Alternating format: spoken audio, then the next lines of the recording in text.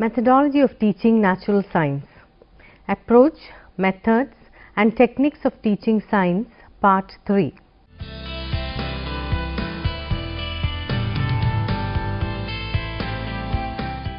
Welcome to a class on teaching methods in science.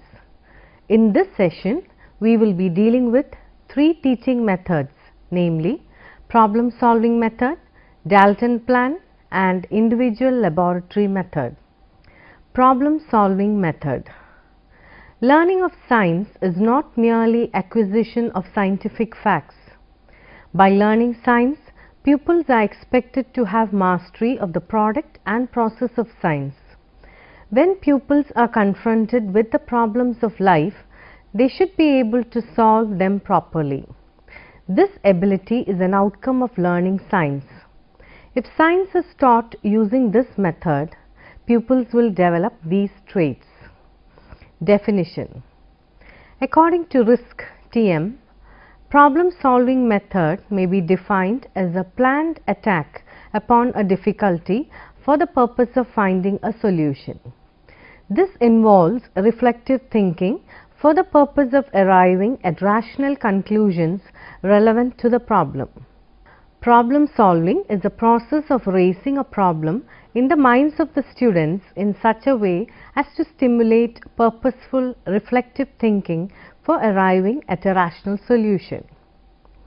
Let's see another definition. Problem solving is thinking that is directed toward the solving of a specific problem that involves both the formation of responses and the selection among possible responses. Well-structured and ill-structured problems. Well-structured problems may have a clear path to solution. The route to solution may still be difficult to follow. When solving ill-structured problems, the choice of an appropriate problem representation powerfully influences the ease of reaching an accurate solution. In solving ill-structured problems, people may need to use more than a heuristic or algorithmic strategy. Insight may be required. The problems to be solved and the tasks to be accomplished are challenging. Phases in problem solving. In the classroom situation, problem solving can be viewed in 2 phases: a way of thinking and a way of teaching. Problem solving is and should be a very real part of the curriculum. It presupposes that students can take on some of the responsibility for their own learning and can take personal action to solve problems, resolve conflicts, discuss alternatives, and focus on thinking as a vital element of the curriculum. It provides students with opportunities to use their newly acquired knowledge in meaningful real-life activities and assist them in working at higher levels of thinking. In problem solving, assign students problems that should address the objectives so that when the problem is solved by the learners with all the specifications addresses, the students will have covered the prescribed syllabus of the course. The problem should engage the mind, should be challenging and tempting to find a solution. The problems should be contextualized or should have a real world link. Consider a learning outcome or group of outcomes and create a problem for students to solve. Planning, management and consolidation of the task is important. Students can work singly, in pairs or in small groups while they are pursuing a subject. The teacher must resist the temptation to tell. The teacher must also progressively withdraw from helping students. Here are some techniques that will help students understand the nature of a problem and the conditions that surround it. List all related relevant facts. Make a list of all the given information. Restate the problem in their own words. List the conditions that surround the problem. Describe related known problems. 5-stage model. Here is a 5-stage model that most students can easily put into action and which has direct applications to many areas of the curriculum as well as everyday life. Understand the problem. It's important that students understand the nature of a problem and its related goals. Encourage students to frame a problem in their own words. Describe any barriers. Students need to be aware of any barriers or constraints that may be preventing them from achieving their goal. In short, what is creating the problem? Encouraging students to verbalize these impediments is always an important step. Identify various solutions. After the nature and parameters of a problem are understood, students will need to select one or more appropriate strategies to help resolve the problem. Students need to understand that they have many strategies available to them and that no single strategy will work for all problems. Here are some problem solving possibilities. Create visual images. Many problem solvers find it useful to create mind pictures of a problem and its potential solutions prior to working on the problem. Mental imaging allows the problem solvers to map out many dimensions of a problem and see it clearly. Guesstimate gives students opportunities to engage in some trial and error approaches to problem solving. It should be understood, however, that this is not a singular approach to problem solving, but rather an attempt to gather some preliminary data. Create a table. A table is an orderly arrangement of data.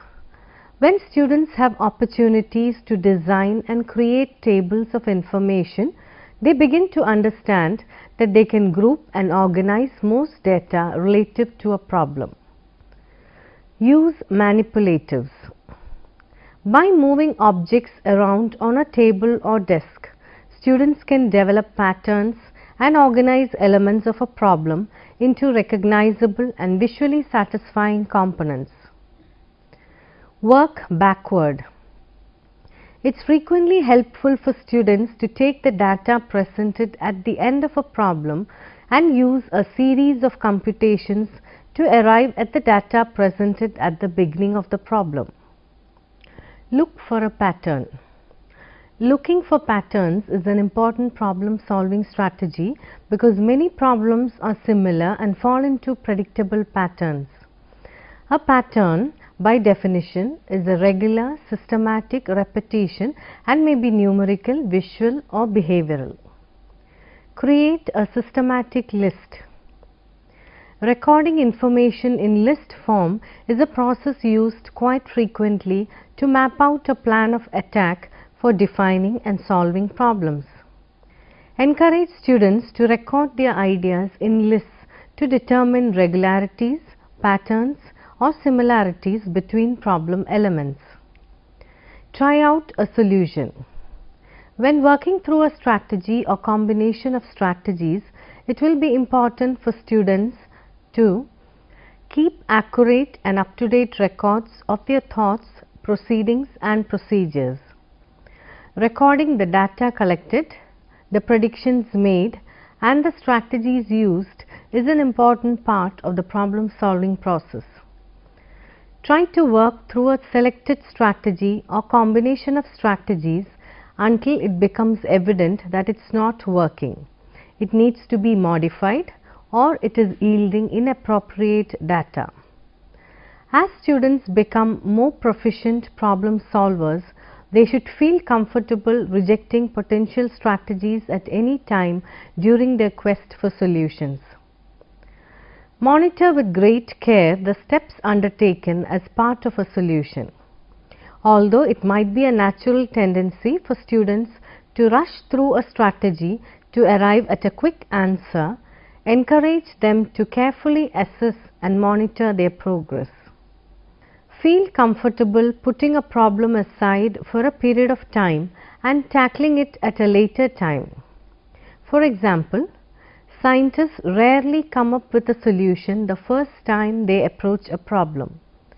Students should also feel comfortable letting a problem rest for a while and returning to it later. Evaluate the results.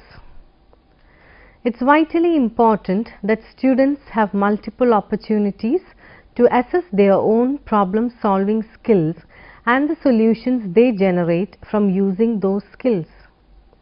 Frequently, students are overly dependent upon teachers to evaluate their performance in the classroom. The process of self-assessment is not easy, however.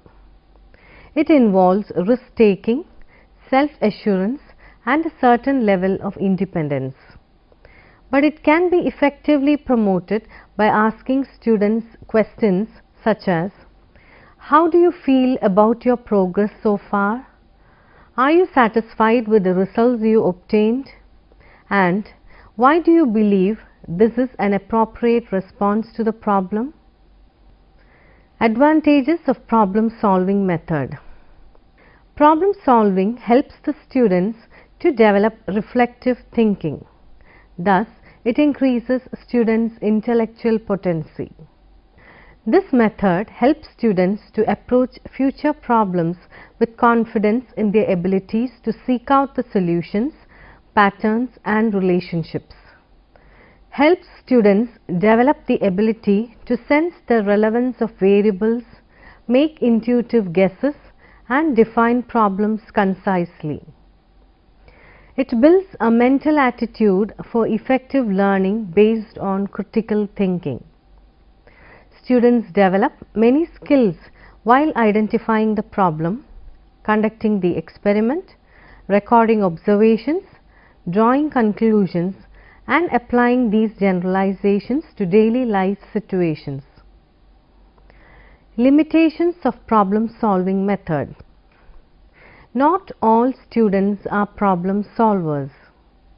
This method requires gifted science teachers trained in the inquiry approach with not only tact and patience but also research skills. Not all school laboratories are equipped to allow this method to be followed. It is time consuming. Consequently, the teacher may not be able to complete the syllabus. The science curriculum cannot be organized according to problems chosen. Reference and resource materials may be difficult to come by. Dalton Plan. The Dalton Plan or the Dalton Laboratory Plan goes after the name of Dalton High School, Massachusetts, USA, the school in which the method was first introduced. It was the outcome of the educational experimentation in teaching methods in 1920 at the school of Miss Helen Parkhurst. She realized that the prevailing system of education was greatly defective. All children, whether bright or dull, were treated alike. Individual differences were not considered. She felt the necessity of considering individual differences in teaching. The Dalton plan of teaching is based on the principle of individual work, and it is a reaction against collective classroom teaching. Principles of the method. The principle of individual work. For effective learning, individual work is essential. Modern thinkers like Piaget and Brunner strongly advocate the need of individual work in education. The nature, need, and interest of the individual child should determine the quality of the work he wants to do. There should be no time restrictions. The child may work on any subject he or she pleases as long as he or she likes. The principle of freedom. Effective learning takes place when the child is left free to do individual work. Classroom restrictions, rigidity of discipline, fixed periods, etc. are not suitable for effective learning. Children should be free to move about, to consult one another, and to work on any subject of his or her choice. The principle of self-effort. Learning is most effective when it is a product of one's own self-effort. The child should be able to learn for himself or herself. He or she must face and solve problems. The child should be an active and intelligent participator in his or her own educative process. Self-activity, self-effort and self-learning leads to better individual development. Gestalt view of work. The whole view of a particular task enables the child to adjust the responses for a better result. In the Dalton plan, the child surveys the whole field of the works, forms an estimate of his or her work and takes it up bit by bit, thereby increasing and ensuring better learning. Procedure. The pupils are grouped into forms or grades for the sake of convenience. Classrooms are replaced by subject laboratories where books for reference and apparatus required are kept. Children go to the subject laboratories at their own convenience and work at their own speed. They are free to discuss their work with others and with the teacher. Such work is not controlled by any fixed timetable. The teacher goes about guiding and helping them in referring books, conducting practical work and taking notes. The whole year's work is divided into 10 parts, each for a month. Each student signs a contract for the work to be done during each month. A detailed assignment is given to the students which forms the basis for his or her work. The success of the plan depends on the careful preparation of the assignment. The subject matter included in the assignment should neither be too little nor too much. It should indicate clearly what books have to be referred, what experiments are to be performed, what observations have to be made, etc. The assignment should contain brief explanations of points requiring clarifications and questions to be answered. It should also contain helpful suggestions and precautions to be observed by performing experiments. Each pupil's progress is recorded graphically.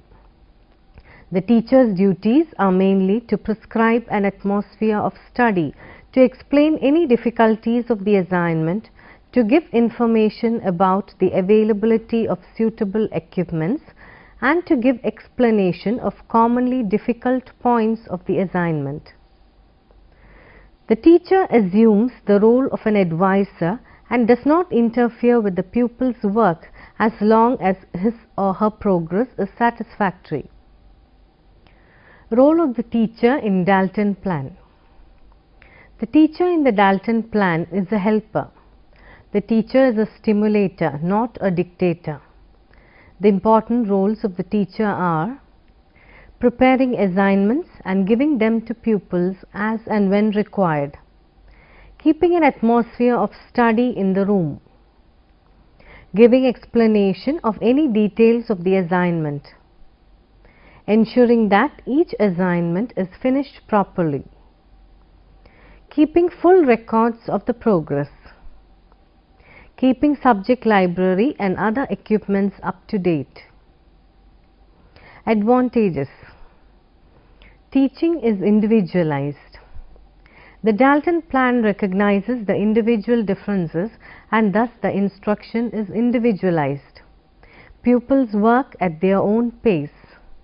Thus, the slow learner is hurried up and the brilliant one is not kept back. Continuity of work is assured.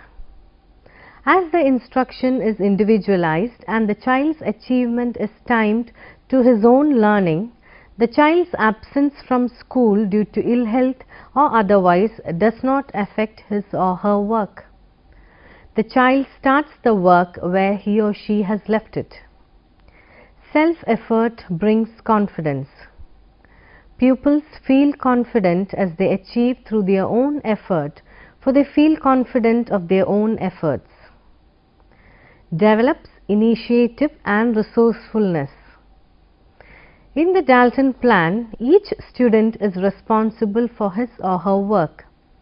This sense of responsibility stimulates them to work hard. This develops initiative, interest and resourcefulness. Problem of discipline is solved. As the child work at their own interest, there is no question of fatigue or boredom.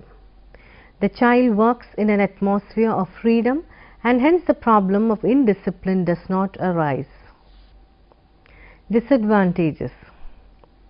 Pupils left themselves in the laboratory are likely to attempt indiscriminate experimentation which might result in damage to apparatus and materials. It denies group activities.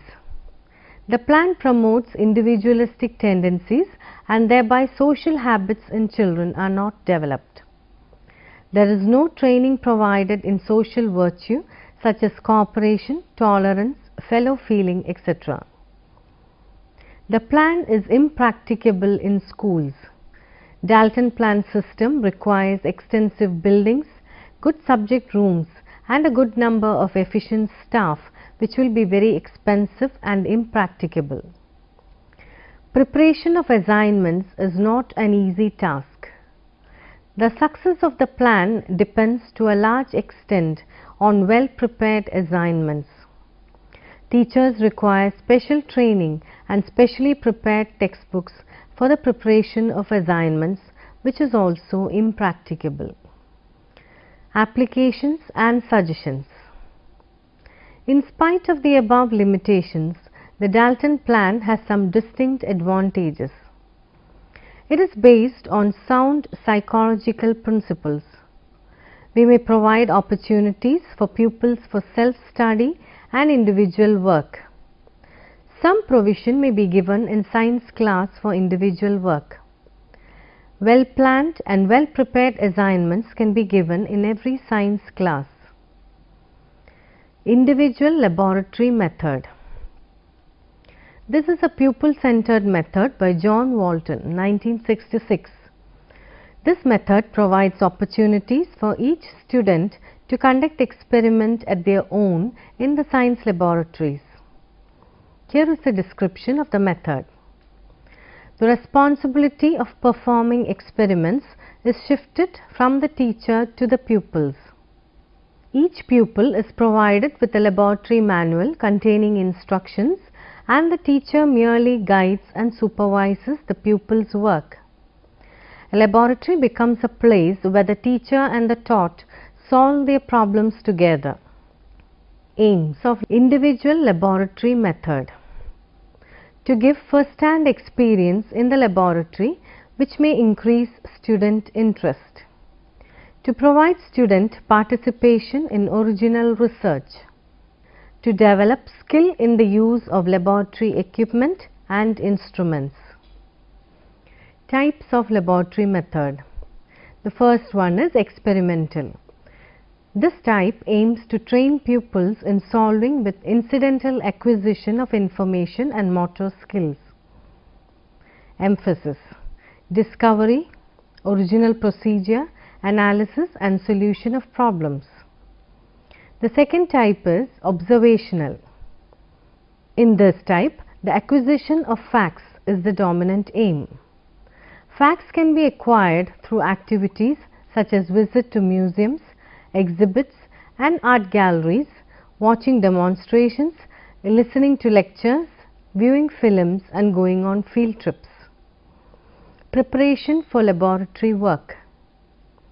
Laboratory should be thoroughly and skillfully organized. Laboratory periods should be correlated with class work. Pupils should not be doing experiments which have not been discussed in class. Pupils should be told beforehand about setting up of the apparatus, records of results and particulars to be taken care of. Necessary directions to be taken from textbooks. Bring a laboratory notebook for arranging necessary equipments of experiment and draw neat diagrams and tables for entry of results. Pupils whose work is unsatisfactory should not be allowed to do the practical work. Supervision. It should be done by the teacher and it counts much in the success. Teacher is a leader, inspirer and guide. Teacher must go from student to student giving guidance and brief instructions. Elaborate instructions need not be given. Teacher should give only hints and thought-provoking questions. Teacher must give personal attention to all students. Teacher has to help the pupils in setting up apparatus or in drawing up the inference. Division of experiments among pupils. Pupils are divided into different batches, one batch doing the same experiment one day. The same group will be doing another experiment the other day. Another cycle of experiments will be done by another group. Students should do experiments in pairs, which is convenient since they are beginners. Record of experiments. Every pupil should have a record book to record results of experiments. An order of the experimentation in the record book is as follows: aim, purpose or principle, apparatus used, procedure, result and conclusion. Merits of the laboratory method. It is a child assertive method. It gives more opportunities for pupils to participate actively. It gives facilities for developing the laboratory technique and manipulative skills. It is based on the principle of learning by doing. Demerits of the laboratory method. It is a very expensive method. A lot of time is wasted in conducting experiments. The dull pupils are often tempted to copy down the results of the brilliant one. The teacher's time and energy are also wasted in checking up the apparatus after every period. Now let me summarize the session. In this session we have dealt with the problem solving method, Dalton plan and individual laboratory methods of teaching science. We have discussed the general principles, characteristics, procedure, role of teacher and the merits and demerits of the three methods. Now here are some assignments for you to work on. Bring out the role of teacher at various stages of problem solving method with suitable illustrations. What are the unique features of Dalton plan? How can it be effectively utilized in learning science? What is the role of the teacher in the individual laboratory method? Briefly explain about the 5-stage model used in problem solving method. Now here are some books for you for further reference. Innovative Science Teaching by R. Mohan, published by Prentice Hall of India, New Delhi, 2007. Teaching of Science by S. K. Mangal, published by Arya Book Depot, New Delhi, 1990. Modern Science Teaching by R. C. Sharma, published by Dhanpat Rai Publishing Limited, New Delhi, 2006. Teaching of Science by A. Soni, published by Tandon Publication, Ludhiana, 2008. Educational Technology by P. Jain, published by Dominant Publishers and Distributors, New Delhi, 2007. Thank you for watching this program. See you again with a new topic next time. Bye.